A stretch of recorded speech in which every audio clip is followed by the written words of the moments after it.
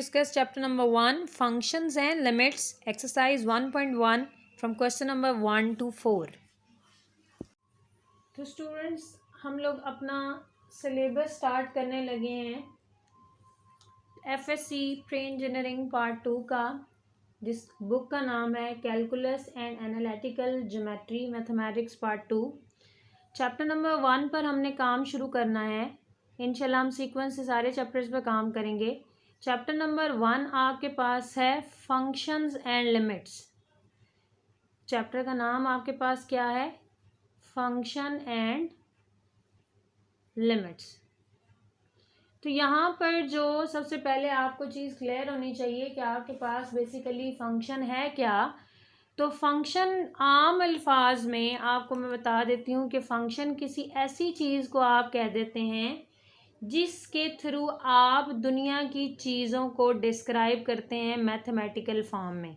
मतलब कि ऐसा रूल होता है जिसमें जो हेल्प करता है वर्डली थिंग्स को मैथमेटिकली डिस्क्राइब करने में, या दूसरे अल्फाज में आप इसको मैथमेटिकल लैंग्वेज में इस तरीके से डिफाइन करते हैं कि फंक्शन एक ऐसा रूल होता है जो दो सेट्स के एलिमेंट्स को इस तरह से रिलेट करता है कि पहले सेट का एलिमेंट कम से कम नहीं, ज़्यादा से ज़्यादा, ठीक है, ज़्यादा से ज़्यादा एक एलिमेंट के साथ मैप हो।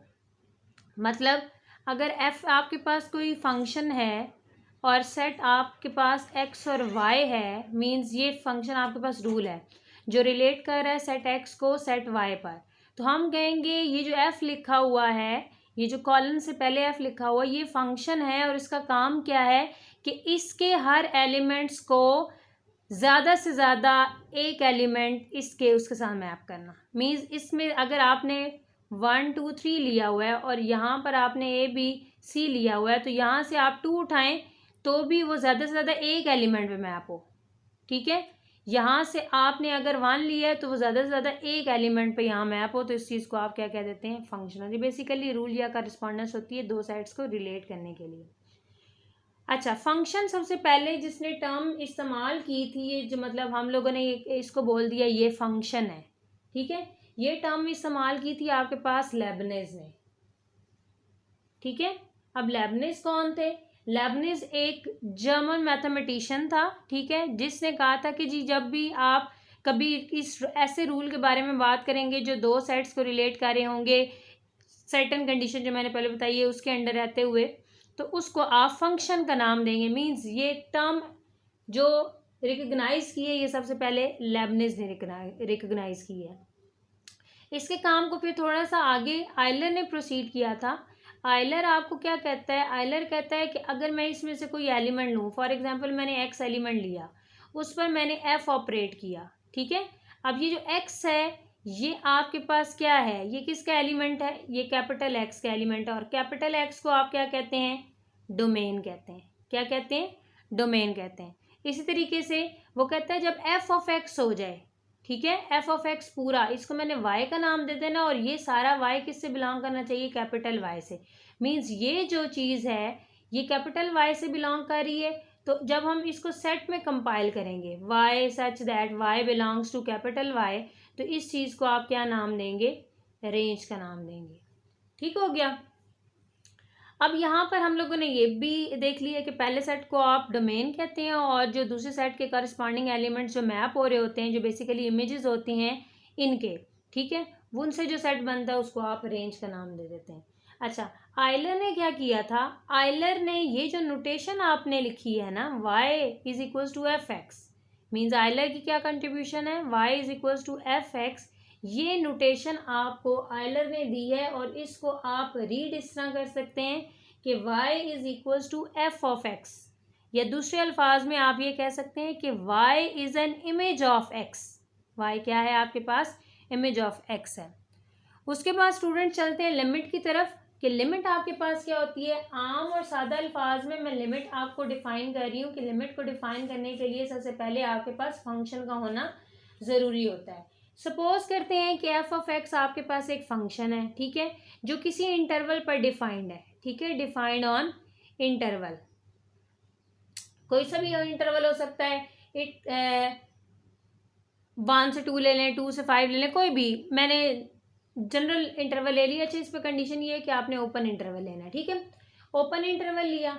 अच्छा, अब उस ओपन इंटरवल में से आप कोई एक पॉइंट ले लेते हैं, कोई एक पॉइंट। फॉर एग्जांपल आप कह देते हैं कि ए जो है एक पॉइंट है इस इंटरवल का, बिलोंग्स टू इंटरवल, ठीक है, ये ए इस इंटरवल से बिलोंग करता है। अच्छा, अब जो लिमिट का कंसेप्ट है ना, वो इस पॉइंट के ऊपर नहीं है। आपने क्या करना है, आपने कहना है कि मैंने एफ ऑफ एक्स लिया है जो बेसिकली किसका एलिमेंट है, वाई का एलिमेंट। इस पर मैंने लिमिट लगाई है। लिमिट दो तरह की हो सकती है। लिमिट का मतलब होता है कि किसी खास पॉइंट को या लेफ्ट वाली साइड से अप्रोच करना या राइट वाली साइड, मतलब अकेला वो खुद नहीं। जैसे आपके पास स्पीड ब्रेकर होता है, रोड पर स्पीड ब्रेकर होता है, ठीक है, वो आपका एट द पॉइंट है। लेफ्ट से आने वाली ट्रैफिक या राइट से आने वाली ट्रैफिक उस पॉइंट पर रुक जाती है आके, ठीक है। ये बेसिकली प्रैक्टिकल एग्जाम एप्लीकेशन मैंने बता दी लिमिट्स की।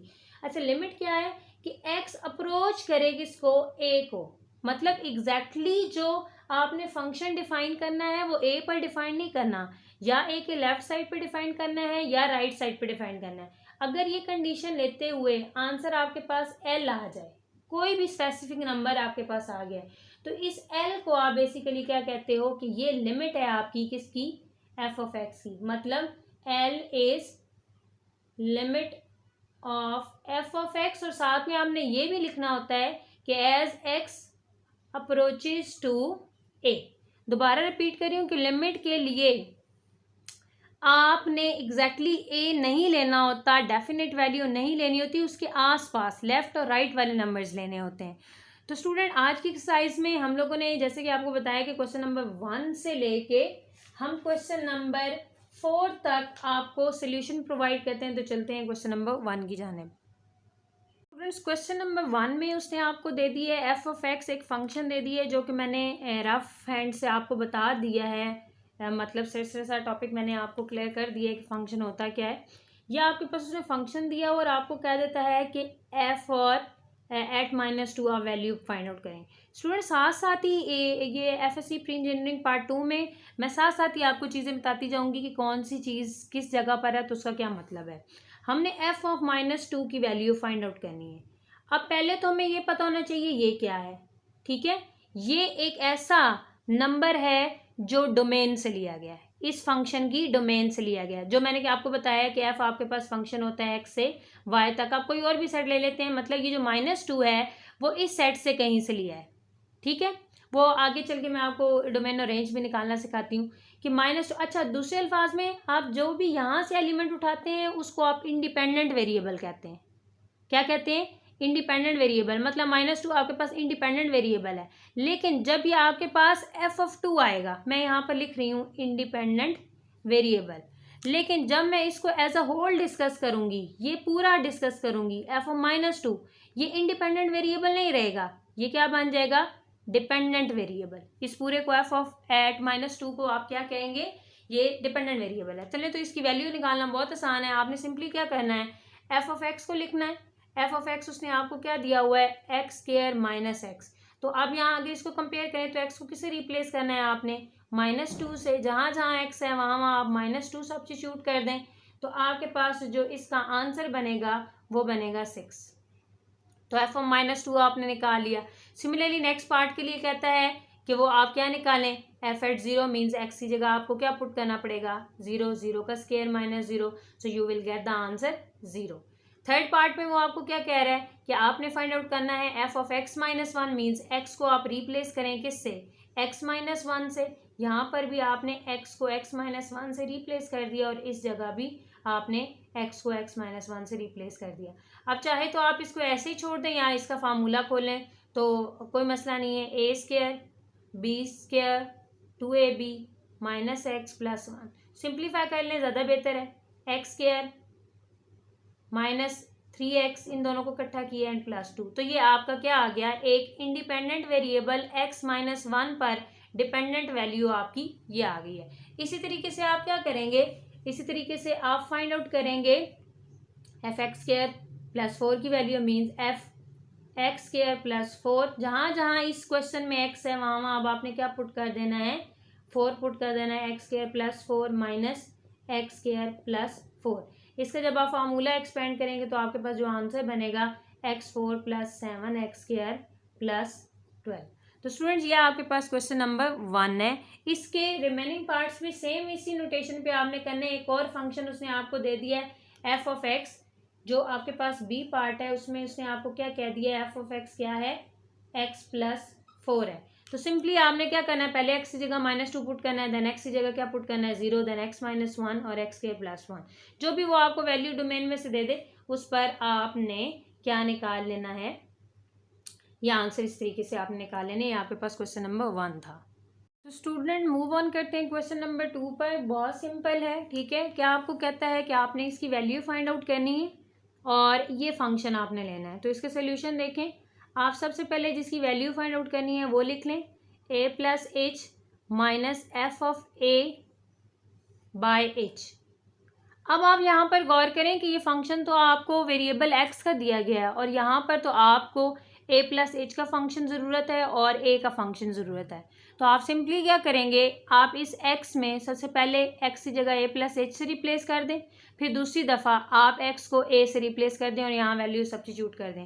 वो कुछ आपके पास इस तरह से बनेगी कि आपने क्या करना है, 6a + h और -9, फिर ये वाला माइनस आया, फिर f(a) की वैल्यू आपने निकालनी है। तो x की जगह आप क्या पुट कर दें, a पुट कर दें, -9 और ये बाय क्या आ गया आपके पास, h आ गया। अगर आप इसको फर्दर सिंप्लीफाई करें तो वो आपके पास कुछ इस तरह से आएगा, 6a + 6h -9 - 6a प्लस हो जाएगा बाय h। ठीक हो गया। अब इसको अगर आप मज़ीद सिंप्लीफाई करें, ये दोनों आपके क्या हो गए, कैंसिल, ये दोनों कैंसिल हो गए। 6h/h, इसको आप इससे कैंसिल आउट कर दें तो यहाँ पर आपके पास आंसर क्या बन गया, 6। तो ये आपने पहले पार्ट के लिए सॉल्व कर लिया। अब दूसरे पार्ट में सिंपली मांगा उसने वही हुआ है कि f(a + h - f(a) की वैल्यू आप निकालें, लेकिन फंक्शन आपको क्या दे दिए, साइन। ठीक है, मतलब साइन में पहले x की जगह a + h पुट करें तो वो क्या हो जाएगा, साइन a + h और यहाँ पर minus sign of a/h। Students ये पार्ट 1 के लेक्चर्स इसी चैनल की प्लेलिस्ट में आपको मिल जाएंगे। वहाँ पर चैप्टर नंबर 10 में आपको ये फार्मूलाज डिराइव करना सिखाए गए हैं। या आपके पास साइन अल्फा - साइन बीटा या आप sine of p - sine of q का फार्मूला आपके पास क्या होता है, that is equal to 2 cos alpha + beta या p + q/2 और साथ में यहाँ पर साइन p - q/2 और एज अ होल आपके पास यहाँ पर क्या आ गया, h आ गया। अगर आप इसको सिंप्लीफाई करें तो बहुत सिंपल हो जाएगा, 2/h आपके पास है cos, और यहाँ पर देखें आप इस ट्वाइस टाइम होगा वो 2 पे डिवाइड होगा तो a बन जाएगा और यहाँ बन जाएगा h/2। सिमिलरली यहाँ पर a से कैंसिल हो जाएगा तो साइन h/2। ये आपके पास इसकी वैल्यू फाइंड आउट हो गई है, किसके लिए, साइन ऑफ x के लिए। स्टूडेंट इसी तरीके से इसके दो और पार्ट्स हैं, f(x) की वैल्यूज़ बस चेंज की हैं, मेथोडोलॉजी आपने सेम लगानी है, वो आपके लिए छोड़ रही हूँ। अगर फिर भी कोई दिक्कत आएगी तो आप कमेंट सेक्शन में आ सकते हैं, आपकी प्रॉब्लम को इंशाल्लाह बेहतर तरीके से सॉर्ट आउट किया जाएगा। तो मूव ऑन करते हैं क्वेश्चन नंबर 3 की जानिब। स्टूडेंट क्वेश्चन नंबर 3 की जानिब चलते हैं। Question number 3 paper point of view से इम्पॉर्टेंट है। क्या कहता है आपको कि आपने एक्सप्रेस करना है पेरीमीटर ऑफ स्क्वायर को as a function of its area. पहले तो स्टूडेंट्स ये आप क्लियर कर लें कि जिसको एज अ फंक्शन आपने एक्सप्रेस करना होता है वो आपकी लेफ्ट साइड पर होता है और जिसमें एक्सप्रेस करना होता है वो आपकी राइट साइड पर होता है। मतलब पेरीमीटर को एक्सप्रेस करना है तो वो आपकी लेफ्ट साइड पर आना चाहिए और एरिया में एक्सप्रेस करना है तो वो आपकी राइट साइड पर होना चाहिए। तो पहले तो आपको पेरीमीटर ऑफ स्क्वायर पता होना चाहिए, वो क्या है, आपके पास ये स्क्वायर है, ठीक है, और स्क्वायर एक ऐसी 4 साइडेड क्लोज फिगर होती है जिसकी सारी साइड्स क्या होती हैं, आपस में इक्वल होती हैं। मींस ये सारे आपके पास क्या हैं, इसकी सारी डायमेंशंस x हैं। तो पेरीमीटर आपके पास क्या हो जाएगा, पेरीमीटर ऑफ अ स्क्वायर, इन सारी बाउंड्रीज को आपने ऐड कर लेना है तो वो क्या बन जाएगा, 4x। इसको आप इक्वेशन नंबर 1 का नेम दे दें। नेक्स्ट आपका क्या वो कह रहा है कि आप एरिया पे डिस्कशन करें, तो एरिया आपको पता है लेंथ इंटू विड्थ होती है, तो एक्स क्रॉस एक्स आपके पास आ जाएगा एक्स स्क्वायर। अब जरा आप यहाँ पर स्टेटमेंट में गौर करें, वो कहता है the perimeter of square as function, मतलब पेरीमीटर को आपने लेफ्ट पे रखना है, तो पी तो ऐसे मेंटेन है, इसका मतलब है यहाँ पर राइट साइड पे ए आना चाहिए, तो ए की वैल्यू आप यहाँ से निकाल लें। 2 आपके पास क्या इंप्लाई कर जाएगी, 2 आपके पास इंप्लाई करेगी कि स्क्वायर रूट ए आपके पास एक्स की वैल्यू आ गई है, किसकी वैल्यू आ गई है, एक्स की। इसको सब्स्टिट्यूट कर दें यूजिंग इन 1 में यूज करेंगे तो क्या मिलेगा, p इज इक्वल्स टू 4 और x की जगह आपने क्या लगा दिया, स्क्वायर रूट ए। तो ये आपने ये क्वेश्चन को डिराइव कर लिया कि पेरीमीटर ऑफ स्क्वायर, ये देखें पेरीमीटर ऑफ स्क्वायर को आपने एक्सप्रेस किया as a function of area.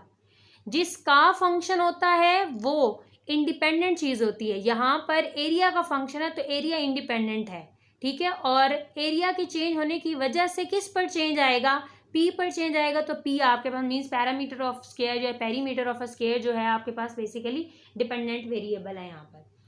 Second part इसका देखें, सेकंड पार्ट में वो आपको क्या कहता है कि आपने फाइंड आउट करना है एरिया ऑफ सर्कल को आपने एक्सप्रेस करना है as a function of circumference of a circle. मतलब पहले तो आप निकाल लें area of circle, area of circle आपके पास होता है pi R square, equation number 1। फिर उसके बाद circumference of a circle, circumference of a circle आपके पास होता है 2 pi R, that is equation number 2। अब आपने जिसको एक्सप्रेस करना है, एरिया ऑफ सर्कल को एक्सप्रेस करना है, वो ऐसे मेंटेन रहने दें, दूसरी वाली इक्वेशन में से वैल्यू निकाल लें। तो इक्वेशन नंबर 2 आपके पास क्या इंप्लाई कर जाएगी कि आर की वैल्यू आपके पास क्या है, c बाय 2 पाई है, ठीक है। अब इस वैल्यू को आप यूज कर दें यूजिंग इन 1, हम 1 में यूज करें तो क्या आएगा, a इज इक्वल्स टू पाई और r की वैल्यू क्या आएगी, r की वैल्यू आएगी c बाय 2 पाई होल स्क्वायर। तो एरिया आपके पास डिस्कस हो गया, ये पाई एक पाई से कैंसिल हो जाएगा, c स्क्वायर बाय 4 पाई। तो ये देखिए एरिया को आपने एक्सप्रेस कर दिया as a function of c, circumference. Circumference independent variable and area over here is dependent variable. Question number 3 का पार्ट नंबर 3 अगर आप देखें तो वो कुछ इस तरीके से है कि वॉल्यूम ऑफ अ क्यूब, तो वॉल्यूम ऑफ अ क्यूब आपको पता है वो किसके इक्वल होता है, volume of a cube is basically v is equal to x cube. Name it as equation number 1। आपने इसको एक्सप्रेस करना है एरिया ऑफ अ बेस। अच्छा, जब आप क्यूब ड्रॉ करते हैं, जैसे आपके पास लूडो का दाना है, तो अगर वो पड़ा हुआ है तो उसके नीचे जो है वो डब्बा सा बांध रहा है, स्क्वायर सा बांध रहा है, क्यूब की बेस आपके पास स्क्वायर होती है, तो एरिया ऑफ बेस उसने कहा तो वो आपके पास क्या हो जाएगा, एक्स स्क्वायर हो जाएगा, equation number 2।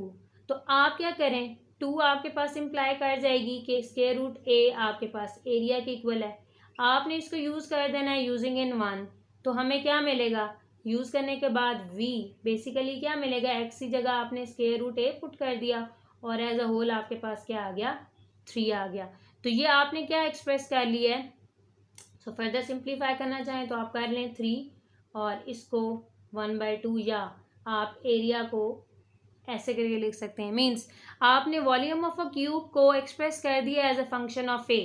Here a is independent variable and v is dependent variable. क्यों, क्योंकि a की हम अपनी मर्जी से वैल्यूज लेंगे, उसकी वैल्यूज की वजह से v पर चेंज आएगा, जिसमें चेंज आएगा वो डिपेंडेंट वैल्यू होगी, और जो हम इंडिपेंडेंट अपनी मर्जी से वैल्यूज सेलेक्ट कर लेते हैं वो आपके पास इंडिपेंडेंट वैल्यू होती है। ये आपके पास क्वेश्चन नंबर 3 था। चलते हैं क्वेश्चन नंबर 4 की तरफ। कहता है find domain and range and sketch the graph. Domain मैंने आपको बता दिया कि अगर आपके पास एक कोई फंक्शन है जो x से y तक है, तो x जो होगा आपके पास डोमेन, और x के एलिमेंट्स जिन एलिमेंट्स पे मैप होंगे उनसे मिलने वाला या उनसे बनने वाला सेट रेंज होगा। फर्दर वो आपको कह देता है कि स्केच भी करना है आपने ग्राफ। तो यहाँ पर फिर जो तीसरी टर्म है ग्राफ, ग्राफ बेसिकली आपके पास क्या होता है, ग्राफ आपके पास सेट होता है ऑर्डर्ड पेयर्स का। इस तरह के आप डोमेन और रेंज उसके कॉरिस्पॉन्डिंग जो उसकी इमेज होती है उसको ऑर्डर्ड पेयर बनाते हैं, ठीक है, और उनसे एक सेट मिला लेते हैं, तो उनको जब आप डिस्कस करते हैं तो वो आपके पास बेसिकली ग्राफ होता है। तो पार्ट नंबर 1 की तरफ जाते हैं, वो कहते हैं g of x is equal to 2x minus 5। यहाँ पर जो चीज़ आपने डोमेन और रेंज निकालते वक्त दिमाग में ये रखनी है कि अगर तो आपकी फ्रैक्शन है, मतलब बाय की फॉर्म में है, तो नीचे 0 नहीं बनना चाहिए, अनडिफाइंड फॉर्म नहीं आनी चाहिए, वो नंबर आप डोमेन से निकाल देते हैं जो अनडिफाइंड की तरफ लेके जाएं। दूसरी बात, स्क्वायर रूट जब भी आएगा आपने अंदर नेगेटिव वैल्यू नहीं बनने देनी। स्क्वायर रूट में नेगेटिव वैल्यू आएगी तो वो डोमेन का हिस्सा नहीं होंगे। ठीक है, तो ये तो सिंपल है ना, फ्रैक्शन में है ना ही आपके पास स्क्वायर रूट में है, तो ये सिंपल है। इसकी डोमेन आप जो मर्जी पुट कर लें, ये अनडिफाइंड हो ही नहीं सकती, मतलब ये 1/0 वाली फॉर्म बन ही नहीं रही। तो डोमेन इसकी क्या हो जाएगी आपके पास, डोमेन इसकी आ गई है आपके पास set of real numbers means R, और रेंज भी आपके पास क्या आ गई है, सेट ऑफ रियल नंबर्स। दुनिया का जो मर्जी नंबर यहाँ पुट कर लें, ये आंसर कभी 1/0 नहीं बन सकता। तो जब वैल्यू हम अपनी मर्जी से आर की पुट कर सकते हैं, तो उसकी आउटपुट भी फिर आर के ही वैल्यू नंबर्स निकलेंगे, मतलब रियल नंबर्स ही निकलेंगे। तो इसकी डोमेन आपके पास और रेंज आर आ गई। अब मकसद हमारा इसको स्केच करना है। तीसरा पार्ट उसने क्या कहा हुआ है कि आप इसको स्केच करें। स्केच करने के लिए आपको मैंने ये बताया है कि ये जो आपके पास है दिस इज इंडिपेंडेंट वेरिएबल, और ये जो जी ऑफ एक्स होता है ये आपके पास क्या होता है, डिपेंडेंट वेरिएबल होता है। ठीक है, तो इंडिपेंडेंट वेरिएबल आप डोमेन आपके पास रियल लाइन है, जो मर्जी दुनिया का नंबर आप यहाँ से ले लें। तो हम आप इसको स्केच करना सिखाते हैं आपको, अपनी मर्जी से नंबर ले लें। पहले मैंने -2 ले लिया, फिर मैंने -1 ले लिया, फिर मैंने 0 ले लिया, फिर 1 ले लिया, 2 ले लिया। एटलीस्ट 2 पॉइंट्स होते हैं, ज़्यादा से ज़्यादा जितने मर्जी ले लें। एक्स को अब -2 पुट करें यहाँ पर, एक्स को -2 पुट किया तो वाई जो बेसिकली आपके पास जी ऑफ एक्स होता है ना, इसको वाई कहते हैं। ठीक है, इसका आंसर क्या आ रहा है, -9। जब -1 पुट किया आपके पास आंसर आ रहा है -7। जब यहाँ पर 0 पुट किया आंसर आ रहा है -5। यहाँ पर आ रहा है -3 और -1। अब ज़रा आप इसका ऑर्डर्ड पेयर देखें। यहाँ पर ऑर्डर्ड पेयर आपके पास क्या था, x -2 था और उसका आंसर ये निकल रहा था, x -1 था, इसका आंसर ये निकल रहा था, 0 था -5, इसी तरीके से 1 -3, इसका 2 -1। ये आपने ऑर्डर्ड पेयर्स निकाली है। ये बेसिकली इसका जब मैं सेट बनाऊंगी, ज़्यादा से निकल सकते हैं ना, रियल लाइन में ज़्यादा से नंबर है। जब मैं इनका सेट बनाऊंगी, ठीक है, ऐसे करके सेट बनाऊंगी, तो ये चीज़ आपके पास क्या होगी, बेसिकली ग्राफ होगी। अब देखें ग्राफ को हम कैसे स्केच करते हैं। यह आपके पास कार्टेशियन कोऑर्डिनेट है, ठीक है, ये आपका ओरिजिन है 0 0, यहाँ पर 1 2 3 4। ठीक है, ये मैं आपको रफ हैंड से सिखा रही हूँ। इसको वैसे ग्राफ पेपर पर स्केच किए जाए तो बॉक्स आपके पहले से बने होते हैं, -1 -2 -3 -4। अब यहाँ पर अगर आप गौर करें तो यहाँ पर आपके पास आ जाएगा 1 2 3 सो ऑन। यहाँ पर आ जाएगा -1 -2 -3 -4 5 और आगे चलें आप सो ऑन ले जाएं। जब ये आप पेपर पे बनाएंगे, स्पेसिंग सही से रखेंगे तो ये बेहतर तरीके से आप इसको सॉर्ट आउट कर सकेंगे। अच्छा, पहला पॉइंट स्केच करना चाह रही हूँ। एक्स आपके पास -2 है, ये -2 है, और यहाँ से आपके पास -9 आ रहा है, मीन्स यहाँ पर कहीं -9 होगा। यहाँ से आप -2 को ले आए, यहाँ से आप -9 को ले आए, ये जिस पॉइंट पर मिलते हैं ये आपके पास कौन सा पॉइंट हो गया, -2 और -9, एक पॉइंट आपने बना लिया यहाँ पर। फिर नेक्स्ट देखें, x को लेना आपने -1, आंसर आ रहा है -7, मीन्स यहाँ पर आप -6 होगा, यहाँ पर कोई -7, यहाँ से आप -7 लेकर आए, यहाँ से आप -1 लेकर आए, ये इस पॉइंट पर मैच करें। इसके कोऑर्डिनेट चले मैं लिख देती हूँ -1 -7। नेक्स्ट आप देखें, कहता है x 0 है और y जो है वो -5 है, y -5 है, मीन्स ये वाला पॉइंट है। इसका मतलब हो गया x 0 है और y -5 है। ठीक है, इसी तरीके से आगे कह रहा है x आपने 1 लेना है और y जो लेना है आपने -3 लेना है। ये देखें x 1 आ गया और y क्या आ गया, -3 आ गया। ठीक है, ये पॉइंट आपके पास क्या हो गया, 1 -3।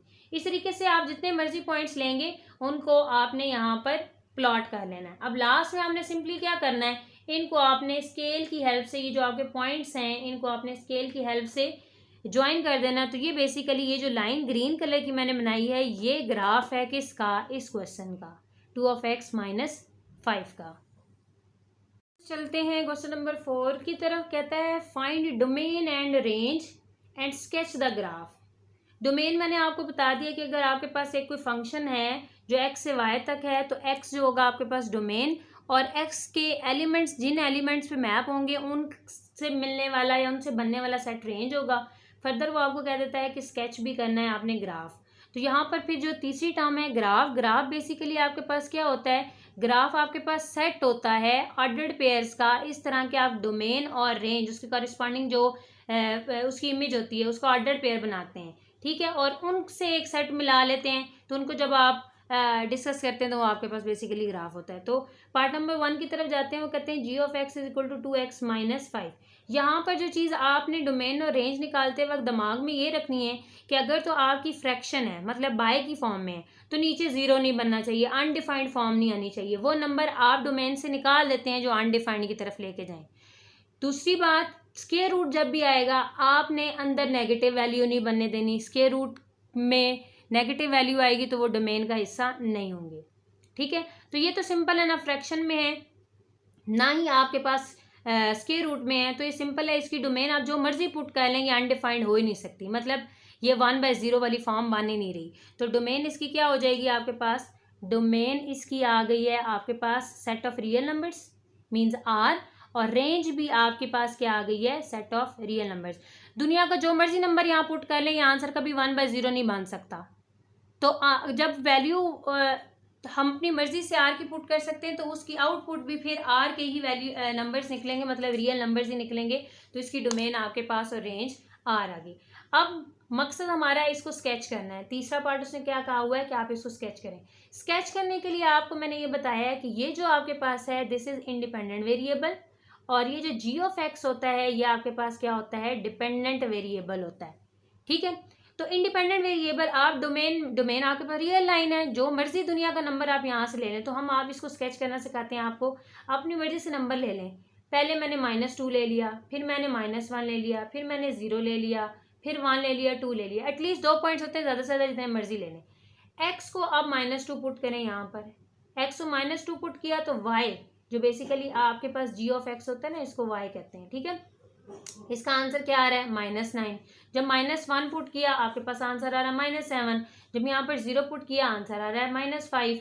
यहाँ पर आ रहा है -3 और -1। अब ज़रा आप इसका ऑर्डर्ड पेयर देखें। यहाँ पर ऑर्डर्ड पेयर आपके पास क्या था, x -2 था और उसका आंसर ये निकल रहा था, x -1 था इसका आंसर ये निकल रहा था, 0 था -5, इसी तरीके से 1 -3, इसका 2 -1। ये आपने ऑर्डर्ड पेयर्स निकाली है। ये बेसिकली इसका जब मैं सेट बनाऊंगी, ज़्यादा सा निकल सकते हैं ना, रियल लाइन में ज़्यादा सा नंबर है। जब मैं इनका सेट बनाऊंगी, ठीक है, ऐसे करके सेट बनाऊंगी तो ये चीज़ आपके पास क्या होगी, बेसिकली ग्राफ होगी। अब देखें ग्राफ को हम कैसे स्केच करते हैं। यह आपके पास कार्टेशियन कोऑर्डिनेट है, ठीक है, ये आपका ओरिजिन है 0 0, यहाँ पर 1 2 3 4, ठीक है। मैं आपको रफ हैंड से सिखा रही हूँ। इसको वैसे ग्राफ पेपर पर स्केच किया जाए तो बॉक्स आपके पहले से बने होते हैं, -1 -2 -3 -4। अब यहाँ पर अगर आप गौर करें तो यहाँ पर आपके पास आ जाएगा 1 2 3 सो ऑन। यहाँ पर आ जाएगा -1 -2 -3 -4 5 और आगे चलें आप सो ऑन ले जाएं। जब ये आप पेपर में बनाएंगे और स्पेसिंग सही से रखेंगे तो ये बेहतर तरीके से आप इसको सॉर्ट आउट कर सकेंगे।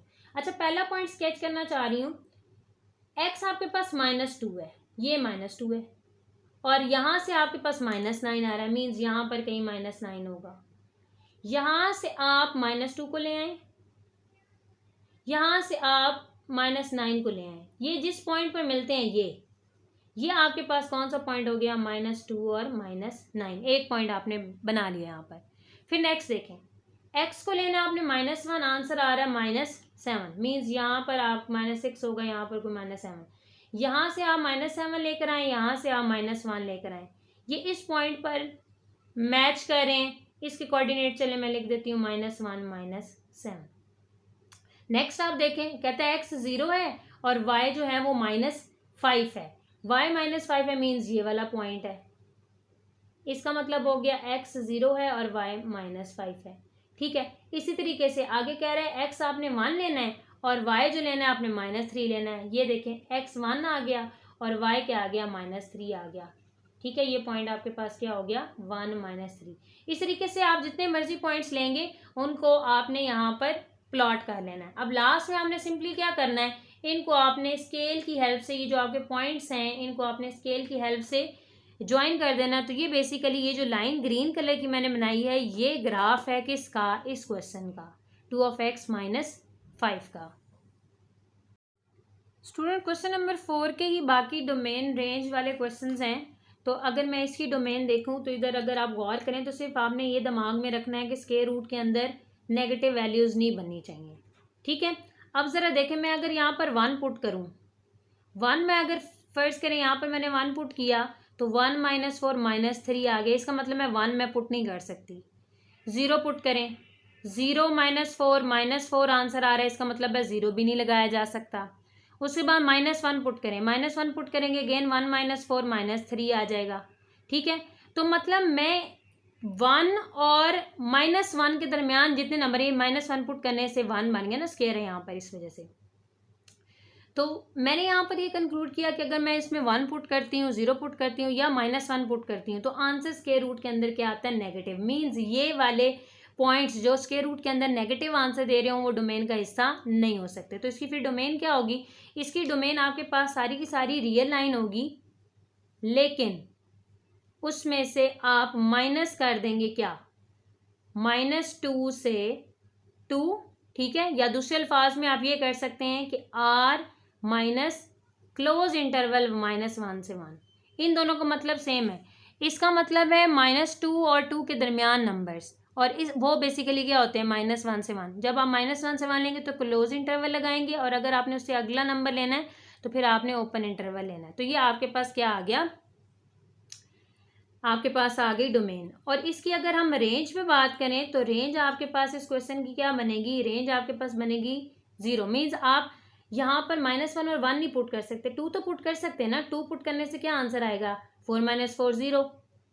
ठीक है, जो आंसर आ रहे हैं वो आप यहाँ पर लिख रहे हैं। और सबसे ज़्यादा जो नंबर, अगर बहुत बड़ा नंबर पुट करें, फॉर एग्जांपल इन्फिनिटी, जो कि बहुत बड़ा नंबर है, एक सिंबल है, तो उसकी आउटपुट पे क्या आ जाएगी, इन्फिनिटी आ जाएगी। और इन्फिनिटी हमेशा ओपन इंटरवल होती है। ठीक है, तो यहाँ पर आपने इसकी रेंज इस तरीके से डिफाइन कर दी। ठीक है, आप क्या करना चाह रहे हैं, अब आप इसका ग्राफ प्लॉट करना चाह रहे हैं तो आप अपनी मर्जी से डोमेन से वैल्यू उठाइए। आपके पास डोमेन है, मतलब इसका ग्राफ बनाते हुए आप ना -1 पुट कर सकते हैं, ना आप 0 पुट कर सकते हैं, ना आप 1 पुट कर सकते हैं। इसका ग्राफ ज़रा देखिएगा। मीन्स मैं x की वैल्यू इस क्वेश्चन के लिए क्या ले सकती हूँ, x की मैं वैल्यू ले सकती हूँ -4 -3 -2। -1 नहीं ले सकती, 0 नहीं ले सकती, 1 नहीं ले सकती, फिर क्या ले सकती हूँ, 2 ले सकती हूँ, 3 एंड सो ऑन। उसकी वजह से जो g(x) की वैल्यू बन रही है वो आपके पास 3.46, 2.23, 0, 0 और 2.23। अब इसका बिल्कुल उसी तरीके से आपने ग्राफ बना लेना, ये आपके पास वैल्यू। बस मैंने यहाँ पर इस क्वेश्चन को इसलिए एलेबरेट किया ताकि मैं आपको बता सकूं कि ये जो -2 और 2 के दरमियान में जो नंबर्स हैं रियल लाइन के, वो डोमेन से निकल चुके हैं, इसलिए वो ग्राफ का हिस्सा नहीं होंगे। और ऐसा भी नहीं है कि ग्राफ आपका सिर्फ जी ऐसे स्मूथ जा रहा है कि ऐसा, इस क्वेश्चन में जैसे अब आप ग्राफ इसको करेंगे तो ये आपका इस तरीके से आधा इधर ग्राफ बनेगा और आधा ऐसे स्ट्रेचिंग पोजीशन में ये आपका ग्राफ बनेगा। जरा इस क्वेश्चन को गौर करें, स्क्वायर रूट आ गया, स्क्वायर रूट आ गया, इसका मतलब हमने एक ही बात दिमाग में रखनी है कि स्क्वायर रूट के अंदर नेगेटिव जो नंबर बना रहा हो उसको एलिमिनेट कर देना। मतलब आर में से यहाँ पर नेगेटिव अब नंबर कौन बना रहा है, यहाँ पर नेगेटिव नंबर आपके पास -1 अगर आप पुट करते हैं तो वो आपके पास क्या हो जाएगा। चले मैं इसको ज़रा इस तरीके से करके दिखाती हूँ। 0 1 2 3, here it is positive infinity, -1 -2 -3 and so on negative infinity. अब चले 0 से स्पॉट करते हैं इसको। 0 पुट किया तो आपके पास 1 आंसर आया, ठीक हो गया। 1 पुट किया तो स्क्वायर रूट 2 आंसर है, काबिल कबूल है। मतलब ये वाले नंबर जो भी आप पुट करेंगे वो आप सिचुएशन को वो वायलेट नहीं कर रहे, वो पुट किए जा सकते हैं।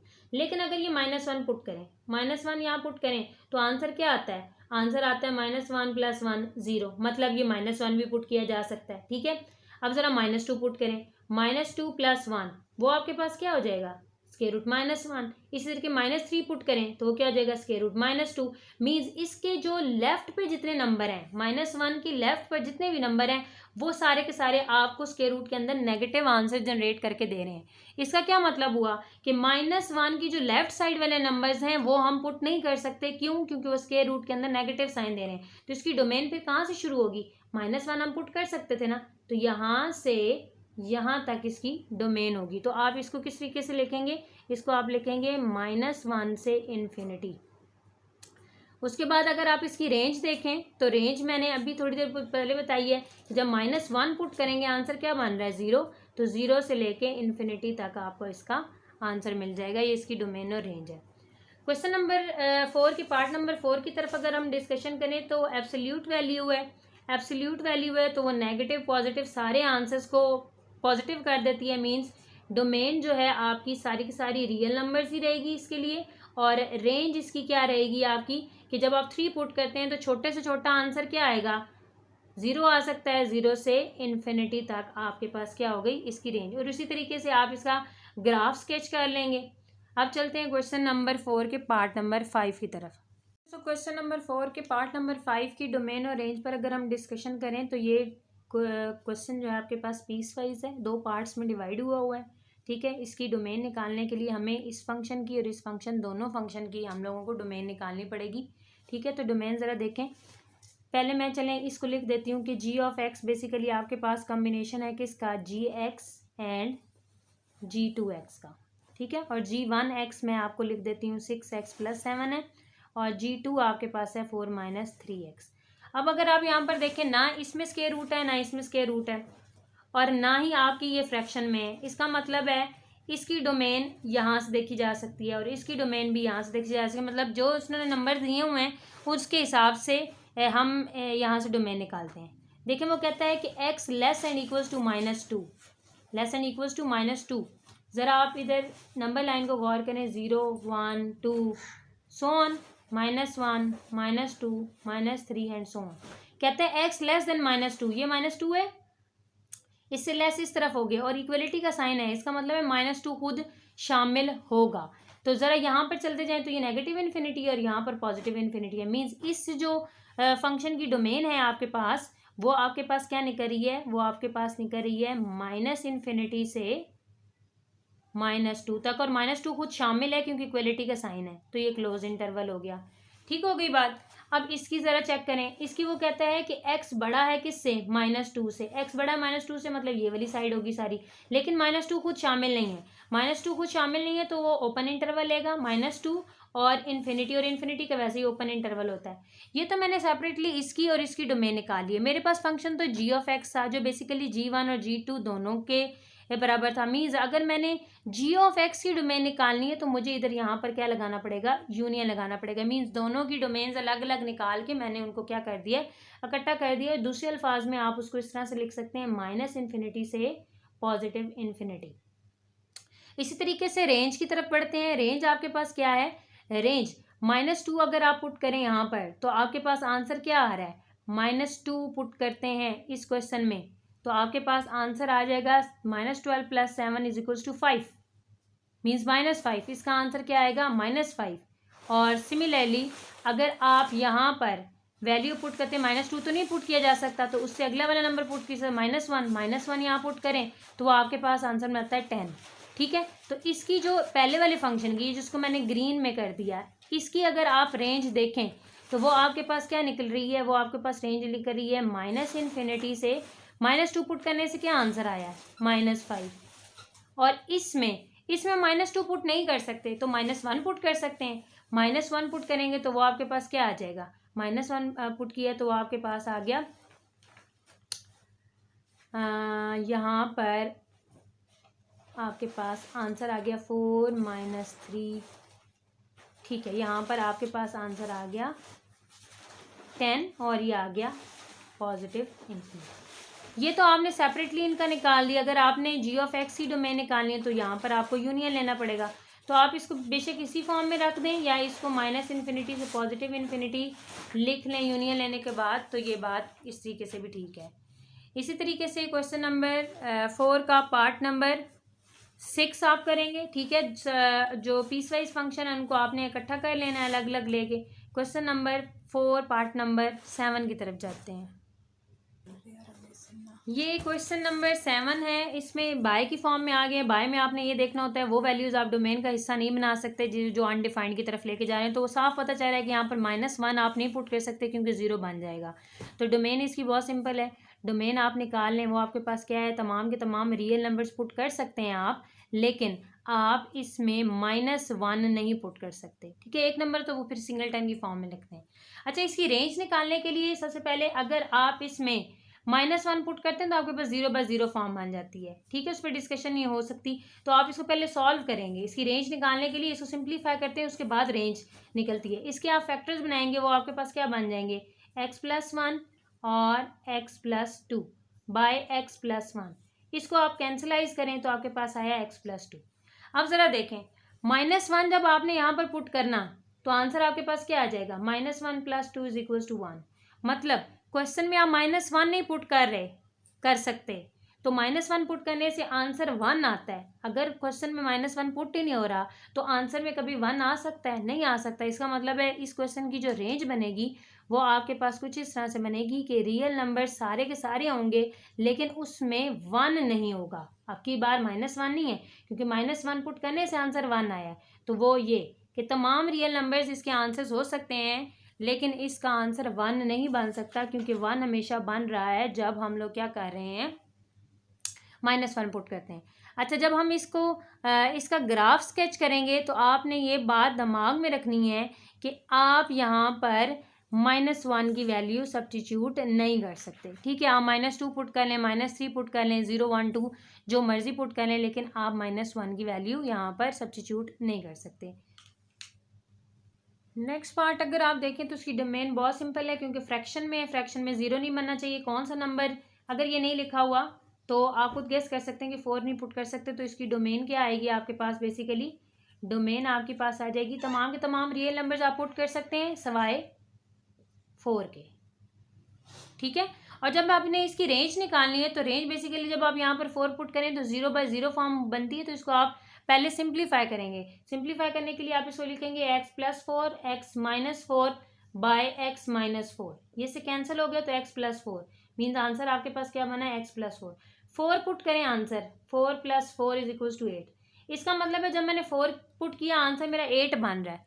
तो क्वेश्चन में तो मैं 4 पुट ही नहीं कर सकती। क्वेश्चन में जब 4 लग नहीं सकता तो आंसर 8 कैसे आ सकता है, मतलब 8 आंसर रेंज का हिस्सा नहीं होगा। तो इसकी रेंज बहुत सिंपल तरीके से आपने निकाली। वो आपके पास क्या है, रियल लाइन में से आप सिर्फ और सिर्फ कौन सा नंबर नहीं हासिल कर सकते, 8 नहीं हासिल कर सकते। क्यों, क्योंकि 8 आता है जब आप 4 को पुट करते हैं। जब 4 पुट नहीं हो सकता तो उसका आंसर फिर रेंज का हिस्सा नहीं बन सकता। तो आप क्या कर सकते हैं, अब इसका ग्राफ बनाने के लिए आप सिंपली क्या करेंगे, आप तमाम की तमाम वैल्यूज़ ले सकते हैं सवाए 4 के। मतलब आप x = -4 -5 -3 -2 0 1 2 3 4 नहीं ले सकते, 5। और उसी तरह से आप पेयर अप करके उसको जब ज्वाइन करेंगे तो वो आपके पास इसका ग्राफ स्केच हो जाएगा। तो स्टूडेंट्स, ये आपके पास था एक्सरसाइज 1.1 के 4 क्वेश्चन। उम्मीद है आपको अच्छी समझ आई होगी। डोमेन और को डोमेन जो है ये बहुत ज़्यादा इम्पॉर्टेंट कंसेप्ट है, एंटी टेस्ट के हवाले से भी बहुत ज़्यादा इम्पॉर्टेंट है। और आगे जैसे ही आप PPSC या दूसरे एग्ज़ाम्स होते हैं, गवर्नमेंट एग्ज़ाम्स, वहाँ पर भी इसकी वेटेज लाजमन काउंट होती है। तो अगर पेपर पॉइंट ऑफ व्यू से बात की जाए तो कौन से क्वेश्चन आज के टॉपिक में से इम्पॉर्टेंट है। क्वेश्चन नंबर 3 लॉन्ग क्वेश्चन का हिस्सा अक्सर देखा गया है और क्वेश्चन नंबर 1 जो है वो शॉर्ट क्वेश्चन के हवाले से इम्पॉर्टेंट है। इस तरीके से क्वेश्चन नंबर 4 आपके पास शॉर्ट क्वेश्चन के हवाले से इम्पॉर्टेंट है। उम्मीद है स्टूडेंट आज का लेक्चर आपको क्लियर हुआ होगा। मैथ्स बॉक्स हो सब्सक्राइब करिएगा, उसको दुआ में याद रखिएगा। अल्लाह हाफिज़।